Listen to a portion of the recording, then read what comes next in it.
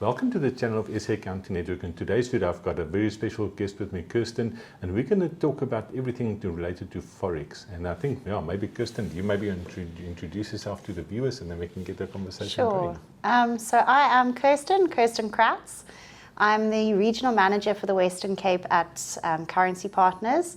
So essentially what that means is I look after a distribution team of business consultants, and we're responsible for acquiring new business, maintaining our existing business. And that's just a little bit about me. Thanks for the introduction. I think maybe just to start off with the whole concept about Forex, just Forex. I think most people think that if you want to transfer money from South Africa to overseas or overseas to South Africa, easiest people just go to the bank and say, listen, bank, please help me with this. So what is, I think we can maybe use this as an introduction to currency partners as well. Where do you guys fit into the picture? Sure. What is it that you offer? What makes you guys different from banks? Sure. So we're a foreign exchange intermediary. Just a little bit of background and context around Currency Partners. We were founded or established in 2013. So 11 years later, we are now one of the largest specialist foreign exchange providers in South Africa or in the country. And essentially what we do in essence is assist clients of all different types, and I'll go into a little bit of, the different types of clients that we assist, but assisting clients in bringing money into South Africa or out of the country. So I suppose how we differ from a bank is, as an exchange intermediary, we're transparent. We really focus on client service, and it's our bread and butter. I mean, a bank obviously has various different departments and branches, foreign exchange being one of them, but for us, it's our primary focus as a business. So in terms of what differentiates us, we transfer around 12 billion or in excess of 12 billion a year in currency transactions and international payments. So we do benefit from preferential exchange rates. And essentially what that means is that we can pass on better exchange rates to our end clients or to our partners that are using us. So the one aspect is, from a pricing perspective, we're very competitive there. And different to a bank is our primary focus, as I mentioned, being on client service, being on, the value adds that we can contribute to our partners and our clients through exchange control expertise and whatever it might be. So, So I think maybe the first question that I've got for you, and obviously with me running my own accounting practice, where I've encountered this a couple of times over the years, is just like individuals, the guys contact me, somebody passed away. Is there like a limit before you guys start working on a certain case? Or if I just want to transfer £1,000, or it doesn't need to be a certain amount before we can start using your services? Let's maybe unpack the whole thing about individuals first. Yeah, absolutely. So no, we don't have any limits. From a price perspective, there are, we do have a benchmark in terms of where we can add value from a pricing and margin point of view.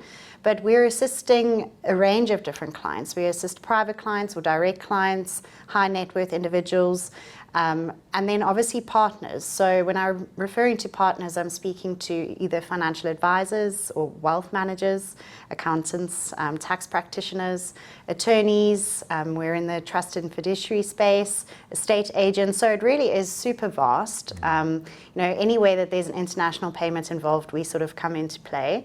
And So this, maybe you mentioned something now about estate agents, and I think that's one of the things that I come across quite often is people contact us and say, listen, they're sitting in the UK or they're sitting in America, they're looking at buying a property in South Africa. Can we assist with that process? And obviously it's not something that I specialize in, but I think it's probably something that you guys come across quite regularly. Yeah. So let's maybe look at foreign people that want to bring money into South Africa. Should we start with that process first, or should we do the other one first? No, I'm happy to start with that. So let's start with that one. So if I've got somebody sitting in the UK and they decide they want to come buy a nice property in Camp Spain, how does that process work? From point A when they contact you guys the first time until the money's in the account. Sure. So generally speaking, we would partner with the estate agent. So we actually have a whole property team who are dedicated to the real estate industry, and they'll work with estate agents who have clients, foreigners who want to purchase property in South Africa. And it's actually been it's grown so much. We're seeing such an uptick in foreign investment in terms of South African properties. So in 2019, it used to be around 10 billion inflows into the country from foreigners in terms of property. We're now sitting on around 30 billion annually. So it really has become quite a prominent segment. And there's obviously exchange control that you've got to consider when you are a foreign international bringing funds into South Africa. So as an individual, if we're talking about you and I, there's not a lot of red tape. So essentially, we would be introduced to a client from the real estate agent. We would register that client. We're completely paperless as a business, so the client registers online. And with that, we'd obtain FICA documents and whatnot and open the relevant bank accounts. But essentially, in terms of actually exchanging the funds and bringing it into South Africa as an individual, there's not a lot of red tape. We just need sort of proof of the SWIFT payment that is coming into South Africa for the purchase of that property. But what we are seeing a lot of is foreign individuals who are opening up entities and purchasing property in the name of the entity. And there it does become a little bit stickier, because if you don't put that transaction on record with the South African Reserve Bank as an entity, then when it comes to selling that property or disinvesting and wanting to externalize the funds again, the funds can actually become encumbered. And the individual who opened up that entity and purchased the property isn't able to take the funds out again. So what we're seeing a lot of at the moment is individuals opening up those entities, and we refer to that as a foreign loan. So it's a foreigner essentially opening up a South African entity and then purchasing the property. So we assist there with placing that transaction on record with the SARB, so that the property is never the same price from when you purchase it to when you're selling it, and that growth as well. So when they want to take the funds out of South Africa again, they're able to do so with ease. Yeah, and I think it's really important for the guys to get those things in place when they start, because I think it can easily be missed, and then in 5 or 10 years' time when you sell the property, then you're stuck. And absolutely. And I mean, if you don't know about it, then, it can be quite a problem. And especially as a foreigner, our exchange control regulations differ completely to places like the UK or in Europe. So it is very important to know. And, that's where we do come in, is from an educational point of view. So we'll engage and liaise with real estate agents and educate them about the process so that it's done properly from start to finish. And there may be other common things that you guys come across where individuals bring money from overseas to South Africa. We obviously looked at the estate agents and the whole property market, and we did talk quickly about foreign loans. People investing money into companies in South Africa. Is there any other common I'd say that those are generally the two main ones.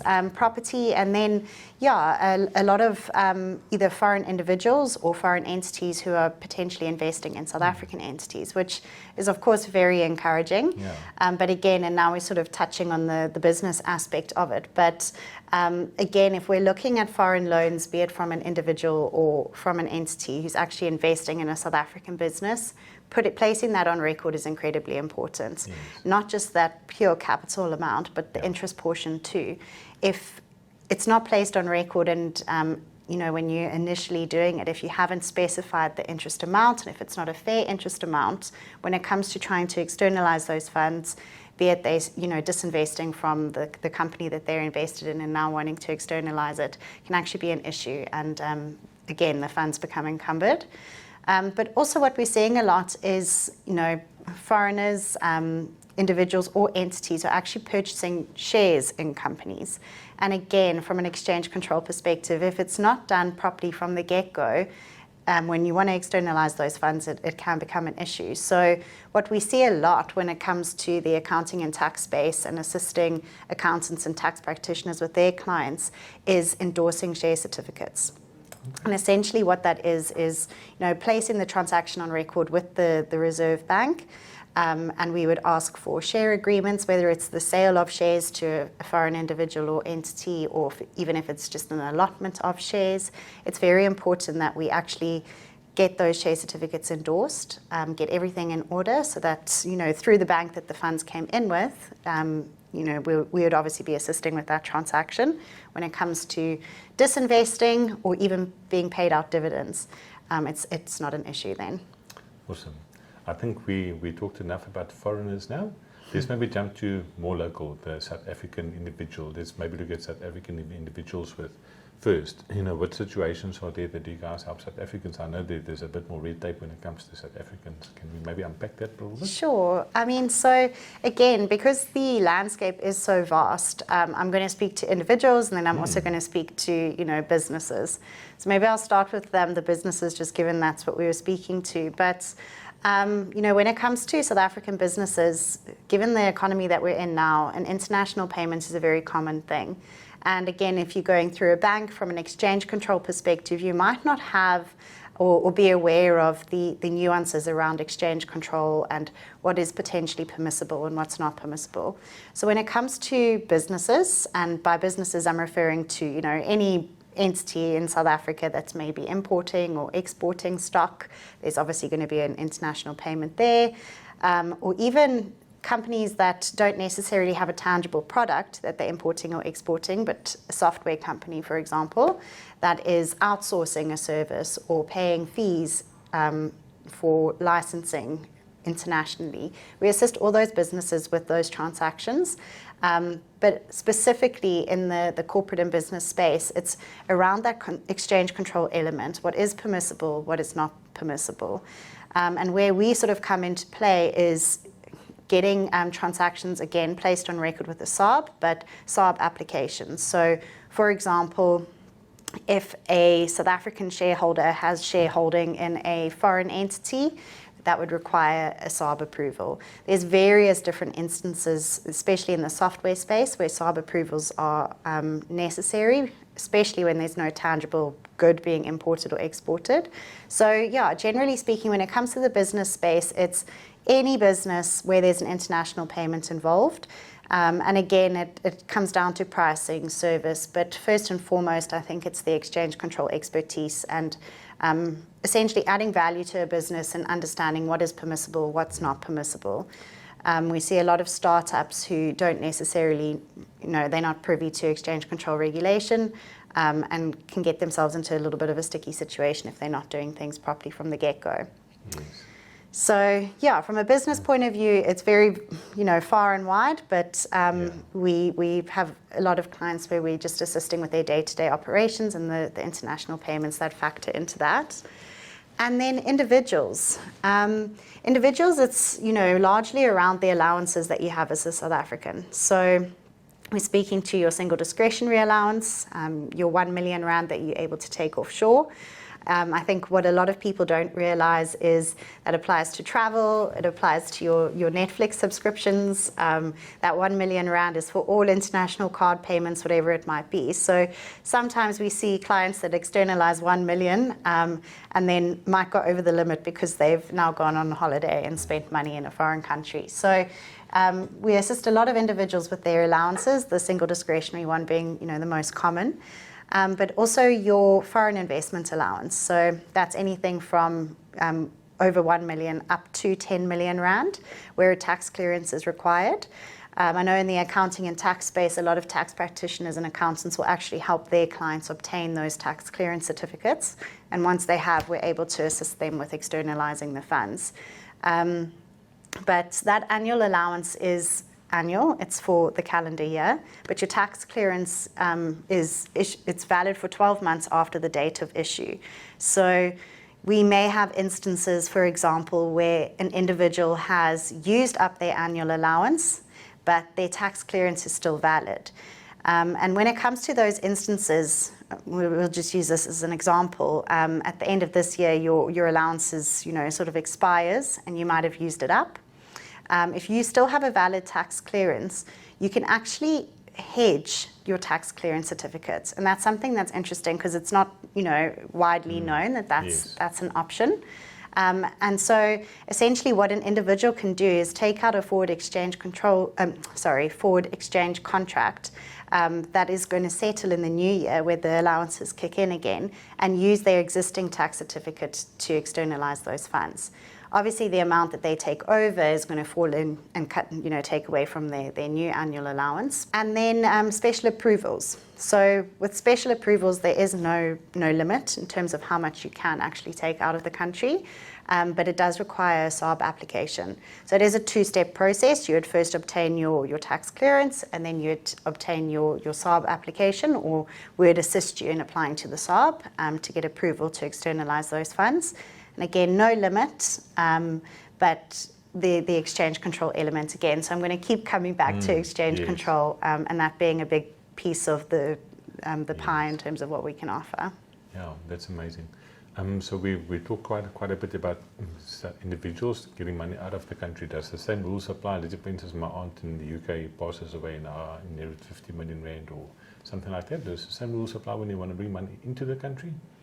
Not necessarily. So in terms of bringing money into South Africa, and I'm going to speak to it from a South African resident point of view, but we assist clients with opening up what's called a foreign currency account. So a foreign currency account, as a South African individual, if you are inheriting an offshore, inheritance from an offshore, so a non-resident source, you can actually open up a foreign currency account and bring those or park the funds in that foreign currency account.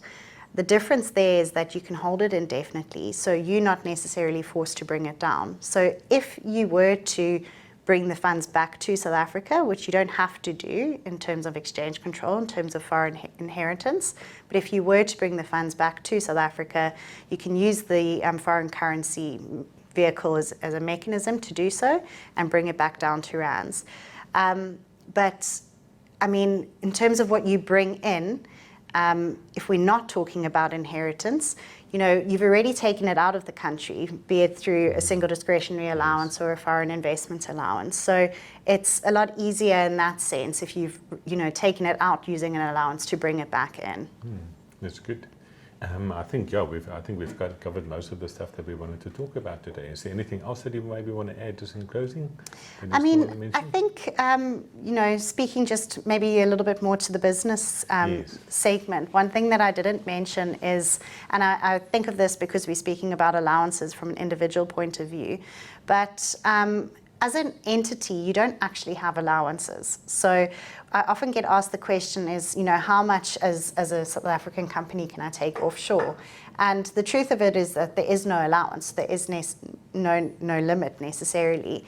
But there is a lot of regulation around taking money out of the country as a South African entity, be it a trust or a company.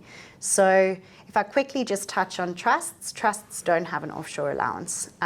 You're not able, if you have a trust structure, to externalize or invest offshore unless you do a capital distribution to the beneficiaries, and the beneficiaries in their own personal capacity take those funds offshore using their allowances. But there has been a more recent sort of addition to regulation that says, okay, what you can do now is have a foreign trust as the beneficiary of a local trust. Okay. And what that means is that you are able to externalize funds to a foreign trust from a South African trust. But the regulation around that is quite stringent. You would need a SARB approval. And in order for the SARB to sort of consider these things, the minimum is very, very high, around 50 million. Okay. In terms of externalizing that way. And if you're just a normal individual non-resident beneficiary, then you would also need a SARB approval. So from an entity point of view, when it comes to trusts, it is quite difficult, if not impossible, to get funds offshore unless you do it through capital distributions, disinvesting to those beneficiaries and externalizing it that way. And then when we look at companies, so again, a lot of South African companies who are wanting to potentially invest in foreign companies, the only way really around that, and it applies to private and public companies, is through foreign direct investment. So again, no allowances, but the SARB does stipulate that you can't take up or anything of more than 5 billion. Rand offshore. You do need a SARB approval. And then in terms of what you can invest in, they also, it's quite regulated. So it's got to be, you either have to have an active day-to-day involvement in a company. So for example, South African company investing in a French manufacturing company where they actually have, day-to-day contributions to the operations. Shareholding, so if you're wanting to externalize funds as a South African entity and invest in shares offshore, you've got to have more than a 10% holding to do so.